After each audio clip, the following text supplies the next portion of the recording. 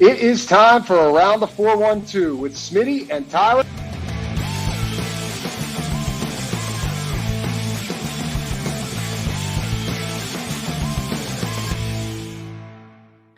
Welcome back to another episode of Around the 412. I'm Tyler. With me, as always, is Smitty.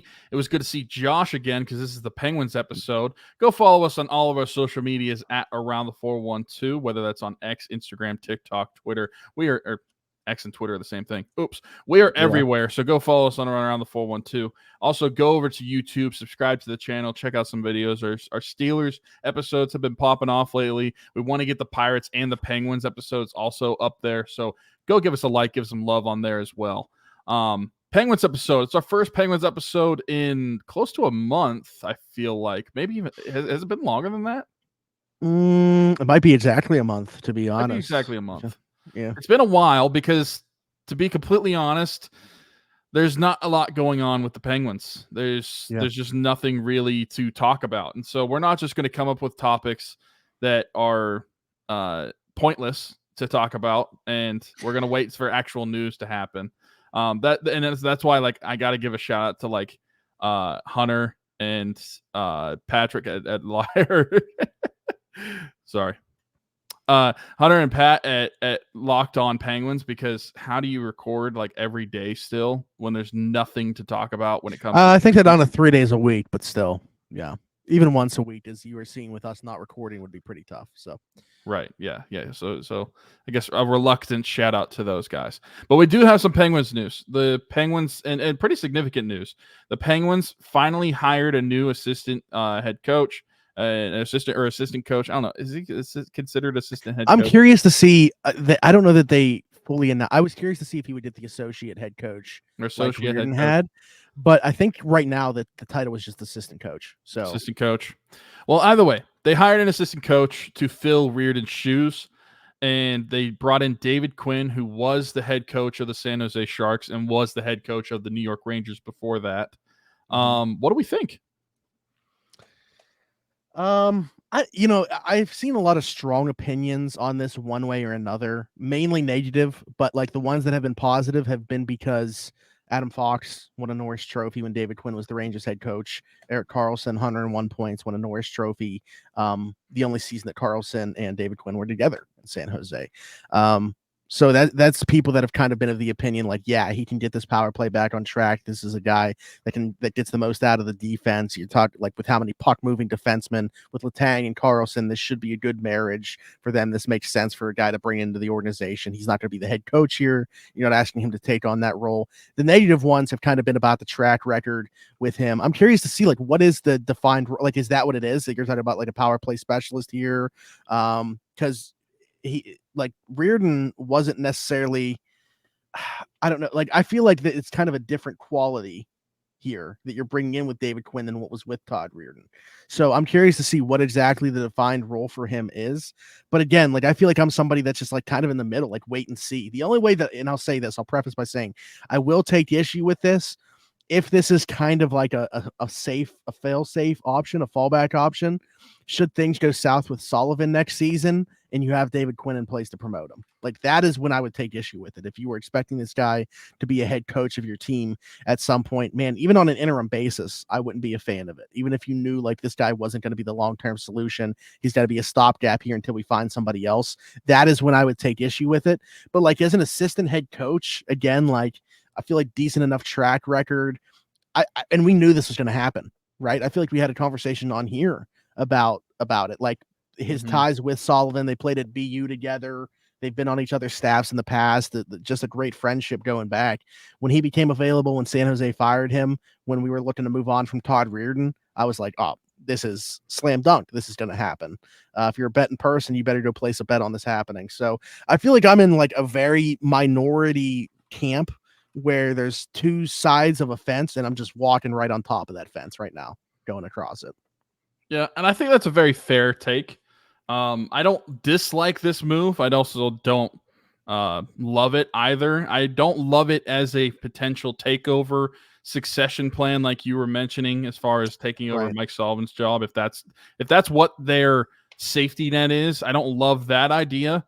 But if this is someone that you're just bringing in to strictly be an assistant coach right now, try to improve the power play and the special teams of this team, and hopefully to bring that element to it, I like this. I can get on board with this. I was looking at some of the power play percentages while he was a head coach of some of these other teams that he was playing or coaching for. Most recently, the Sharks. And the Sharks are abysmal. Their roster is awful. And so while obviously there's blame to go around for why a team is bad, we're kind of running into that ourselves with Mike Sullivan, with the Penguins not having made the playoffs the past 2 seasons. You kind of run into that, like how much blame is on Sullivan versus players and vice versa. And so he's not clear of blame. But I do think that when you look at the San Jose Sharks roster the past couple seasons and realize how bad they've been as a roster, you kind of give him a little bit more of the benefit of the doubt in certain areas. But I was curious, like, what his power play percentage looked like, because the Penguins power play last season finished 31st out of 32 teams in the NHL. And I believe league average is around 20%, maybe like 18%. Penguins were like at 5%, I think, or like 7%. They were very, very drastically lower than what the league average was. But for the past 2 seasons that David Quinn has been the coach of the San Jose Sharks, in 2022 and 2023, they had an 18.4% power play percentage. And then this past season, that actually jumped up to 20.2% on the power play. And if you go back to his time at the New York Rangers, and New York Rangers, they've never really had a bad roster, especially whenever he had gotten there to now, like looking at what they were this season, winning the President's Trophy and everything. Like they definitely weren't as bad of a roster. So you would expect the power play to be better in New York than it was in San Jose. And that was the case. Whenever he was brought into New York, his first season, they were at 19.4%. Then it jumped up to 22.9%. Then back down to 20.7% for his last season as Rangers head coach. So still all 5 of those seasons as a head coach in the National Hockey League, he was hovering around 20% and even eclipsed 20% and got a little higher in some of those seasons. And for what we thought we had in a power play when it comes to the players on that power play, if we're going to bring him in and he's going to be able to improve the power play to what we thought the potential could be, then I think that this would be a perfect role for David Quinn, considering that he has shown in the past that his teams can play at a good level on special teams. And if he can take that mold and make it fit on the Penguins and transform their power play to literally just be league average. We're not asking for a top 5, top 10 power play even. We just want a league average power play because their power play has been so bad. And with the players that you have on that power play, they just need to completely restructure that thing. If that's going to be his role, based off this evidence, I am open to that idea, and I think I actually like that idea. And maybe as well, and he's actually was announced by the Penguins, he's going to be over the defense. So to move on from special teams and just talk about defense strictly, I actually do think this past season there was an improvement from an overall standpoint on the Penguins defense from what we've seen in the past few seasons before last season. Now, obviously, like Ryan Graves and a few individuals, they struggled defensively, but he was able to get a Norris out of Karlsson and out of Adam Fox. And obviously those are individual awards, and the player themselves have a lot to do with that. But the fact that he was able to have the defensemen be able to excel to that high in his system, and he actually was a defenseman himself whenever he played the game. He actually played with Mike Sullivan in college, which is why there's that connection there. I'm sure they're going to be excited to coach with each other. I think that as long as he's running the defense, I'm curious to see what other adjustments he's going to make as a former defenseman himself, and see some of these improvements. Because let's face it, folks, as much as we want him gone, Ryan Graves is not going anywhere. But if David Quinn can at least change his game to make him a serviceable player where you can at least skate him and not feel awful about it, I would sign up for that every single day of the week. Even if he's not playing up to that $4.25 or $4.5 million cap hit that he had, if he is at least a serviceable defenseman that you can play on your bottom pairing and you don't feel awful about him going on the ice, if David Quinn can do that, then I feel really good about that situation. So as of right now, looking at what he's going to be over, knowing that it's going to be defense, and then the potential, just because that was Reirden's job with the special teams and the power play, if that's going to be the case where he takes that over as well, and looking at his past team's power play percentages, I feel good about what he can bring as assistant head coach. Yeah, I mean, Ryan Graves is the reclamation project here. I feel like you're kind of like saying, David Quinn, we're bringing you in because of this guy. Can you fix him? And let's see if they can do it. I mean, that would be a total game changer. What's going on, everybody? Smitty from Around the 412, and I just want to take a quick second to give a shout out to our folks at Game Changers. Their logo on the screen right now, right above my microphone. Over 2,000 different designs in their catalog. Luxury heavyweight material. I am wearing one of their shirts right now. Best vintage t-shirts in the game. Head over to gamechanger.la or pick6.la to pick up some shirts. And guess what? Use code AT412. Save yourself $10 on your order every single time. Again, gamechanger.la or pick6.la. Best vintage t-shirts in the game. Check them out. That's kind of how I'm looking at it now. As you were kind of going through there, the duties of him, what he's being brought in to do, that's what I almost feel like it is. Like, I feel like everybody else, you kind of know what they are on the back end. Like, to me, you're kind of asking yourself, let me ask you this. Let me propose a question to you.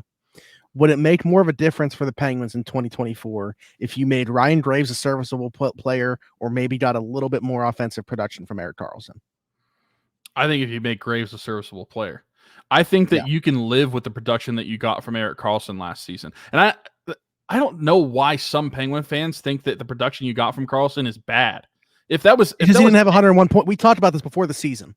Yeah, that it was going to happen. He's going to have like 60-ish points, hover around there. And people are to say it wasn't a good season because he didn't have 101. Yeah, you're right. You're right. And I think that is an idiocy to even think that. And I feel like people aren't even going to at least give credit to overall for the season. Erik Karlsson's defense from what he was playing in San Jose was improved. He was improved in his own end. I'm not saying he was great, but it was better than what he was doing previously. So if you're going to sacrifice some of those offensive points for better defensive play from Erik Karlsson, I'm going to be willing to do that. And yeah, last year, 56 points, 11 goals, 45 assists. Any other defenseman on the team, and we are ecstatic. If Chris Letang even does that at his age, we are happy about that. Also, too, with Penguins where they are, like, have been in recent memory, like bottom of the barrel in terms of finishing around the league. Imagine where those points could have been if they were just like a league average team in finishing. How many more assists he would have had. So I don't know. Yeah, I'm not in the slightest worried about Erik Karlsson. I think far and away the easy answer there is getting Ryan Graves to be at least like a serviceable player. So we'll see on that front. But I don't know. That is it's an interesting hire to me on all fronts. And knowing his role now going to be more so working with the defense, I'm a bit more excited than I think I was on the surface. Yeah, I'm at least, even if excited isn't even the word to use, I'm more intrigued by it. Intrigued, all. Yeah. Intrigued by it all. And I think that what I said when I first started talking about David Quinn is, and that's really how I feel about it, is I do not like this if this is their plan to, if they fire Mike Sullivan midseason, if this is going to be their head coach plan. I don't know that he's going to work out as a head coach. The past 2 times he's been a head coach, and most recently in San Jose, it has not worked out with him as a head coach. But we've seen, and not just in hockey, but just in sports across the leagues, and we're hoping for this in Pittsburgh right now on one of the other teams.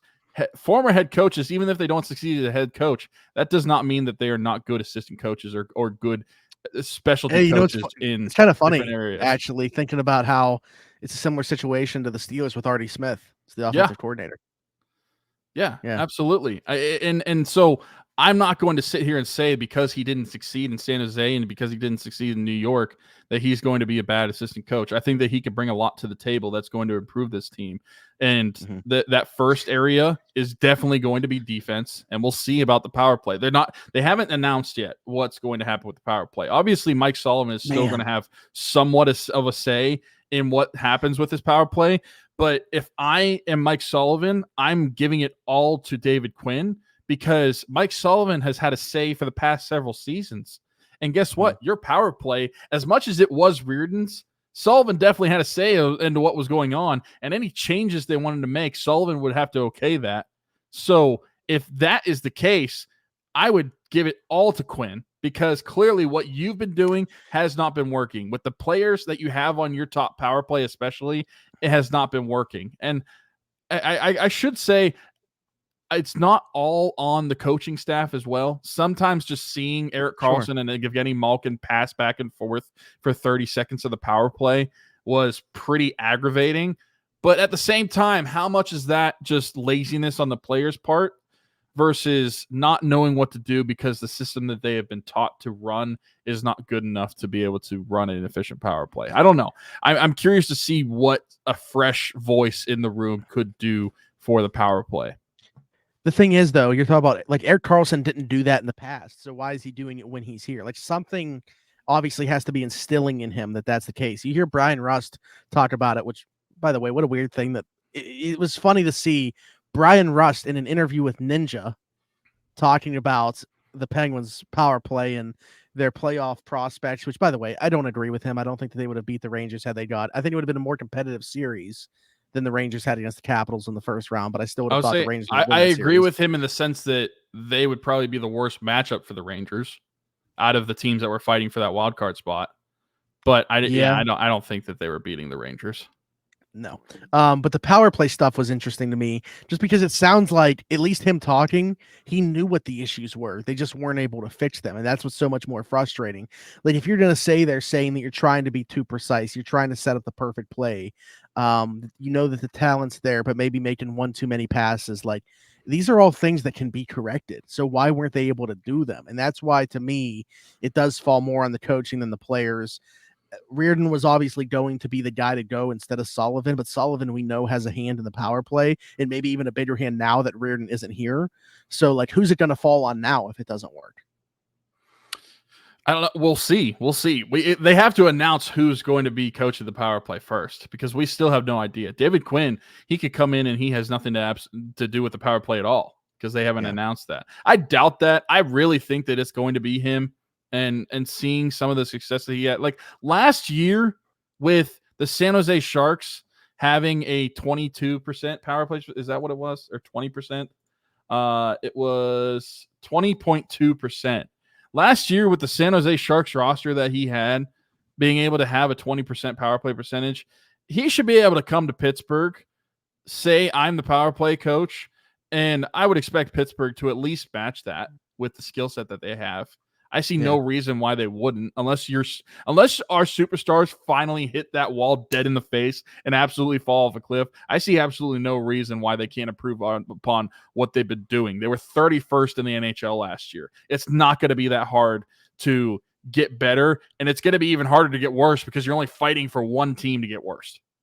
If they're worse, cut everybody. And when I say cut, I mean Smitty from around the 412 here, and while I may not have much hair, the hair that I do have will not be cut by anybody besides Keek at Keek's Barbershop. My friend Christian Circle, been with us since day one. Keek's Barbershop, located 401 Burkitch Way, Suite 2 in Beaver, PA. Download the app The Cut, book an appointment with Christian today, or you can do walk-in with Tony or Ashley. But again, Keek's Barbershop, 401 Burkitch Way, Suite 2 in Beaver, PA. Go check them out. Old school vibe in there. Absolutely love it. Cannot recommend them enough. Wouldn't go anywhere else. Maybe I'll see you there. So that's kind of what I keep coming back to is the talent level where they've been at, not just last year, but just in recent memory. Like there's got to be some way to get this power play to at least league average. There's got to be somebody that can be brought in to get this power play to be at least league average. Is it David Quinn or is it just Sullivan having it with no assistant coach kind of also combining to try to put their ideas together and this being the end result, what we got this year from the Penguins? I don't know. It's going to be interesting to see. Certainly had to try something different. Do not mind the addition of David Quinn on the surface. We'll see what all ends up falling under his umbrella here. We know that the defense, to me, that's encouraging. We'll see. Ryan Graves, to me, again, is certainly like the project. Like, hey, David Quinn, this He's is the priority guy. number one. Yeah. Which, by the way, hey, let's bring it full circle. The intro of the show, Josh Getzoff, would love to get him back this offseason. Maybe just like last offseason, you can throw a name out to us and they'll go and sign a terrible player that he wants us to sign, Josh. What do you say? No, I love Josh. He was awesome on here, and I do hope that we can get him back on here. But yeah, I'm not so sure that I want his free agent advice to be taken by the Penguins again. I don't disagree with you at all. It just so happened to be so funny that that's the one name that he really brought up that he was hammering. They got that player, coincidentally enough, and then the season that happened.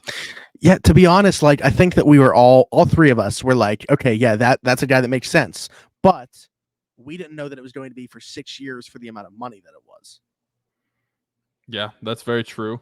So maybe Josh, and we didn't know that his play was just going to absolutely fall off a cliff either once he stepped foot in a Penguins uniform. So I don't know. We're gonna have to get Josh back on here and kind of go over that. I'll grill him on his thoughts about Ryan Graves, and again, maybe he wouldn't have been on board had he known what the contract would be that would have been handed out to him. That's all I got. Anything else? No, free agency is getting closer. And I'm very curious what the Penguins are going to do. As far as trading guys goes, trying to get more space, trying to get some of these unrestricted free agents. I wanted to just bring up something, and I feel like this is going to be very obvious, but hashtag sources for me have told me that, and this is going to sound weird, but it's obviously very obvious to me, at least, that Riley Smith does not really want to be in Pittsburgh. I feel like that was very evident of some of his play in the back half of the season, that he no longer wants to be in Pittsburgh. But not only is that a guess now, but I have hashtag sources close to the situation that have told me that his wife has said that he does not want to be in Pittsburgh. So is it not wanting to be in Pittsburgh or just wanting to be somewhere else, preferring to be somewhere else? So, like, is it really against Pittsburgh specifically, or is it just he'd rather be in a specific location that isn't Pittsburgh? From what I was told, it is he just wants to be out of Pittsburgh. Wow. Okay. Interesting. So take that for what you will. But I'm curious. I think that is one. If you're going to look at guys to free up some cap space to make some other moves, that is probably the first domino that I would look at to fall as far as who is currently rostered on the team that could be moved on from.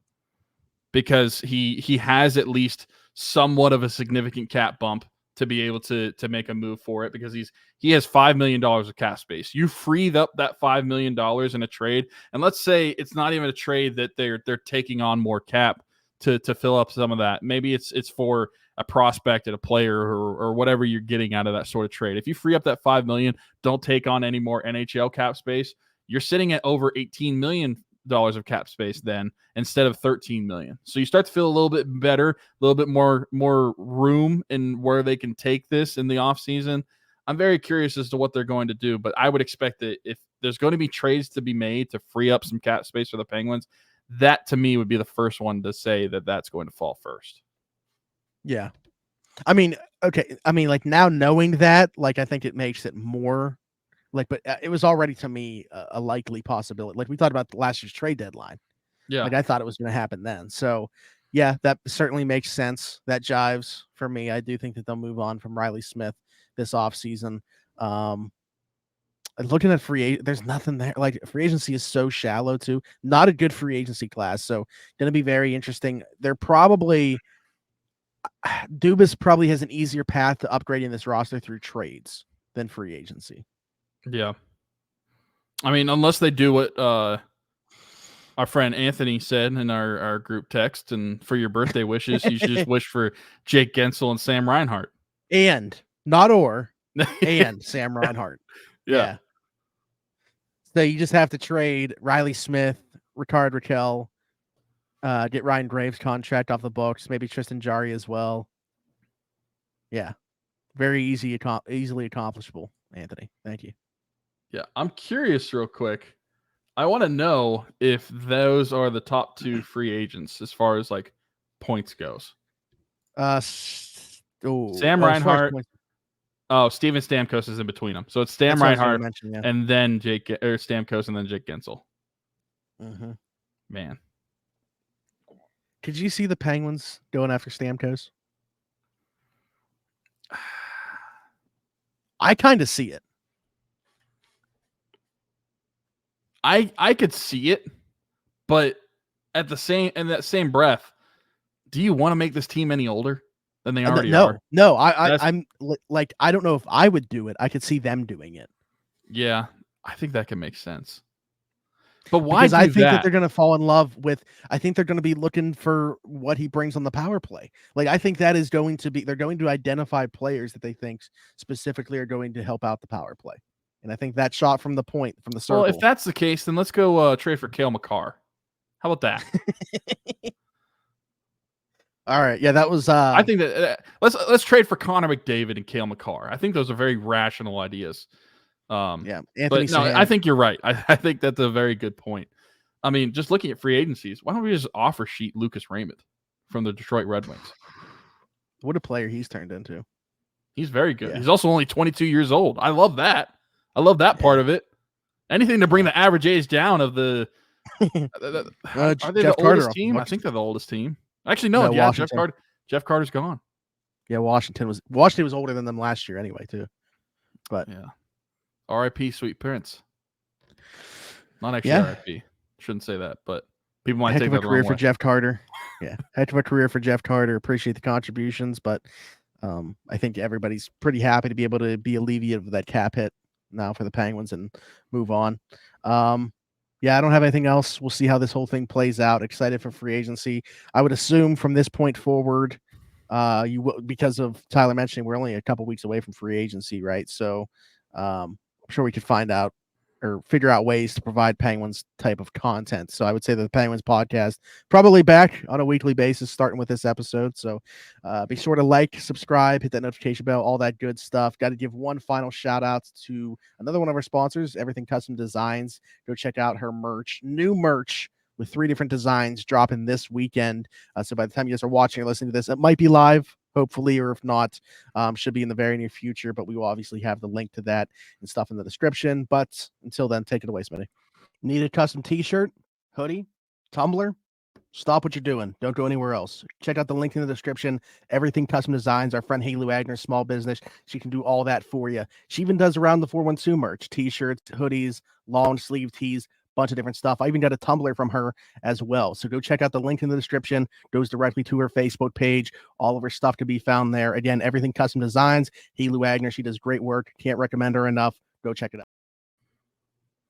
There you go. Link in the description for the current merch. And then again, new merch on the way this weekend. Like, subscribe, hit that notification bell here. Hit us in the comments with your thoughts, anything that we talked about in this episode, questions for a future episode, all that good stuff. If you're listening somewhere else, Apple, Spotify, wherever you get your podcasts from, you can find us there as well. Just search Around the 412, leave us a 5-star review, subscribe over there so you guys don't miss an episode on whatever platform you enjoy listening to.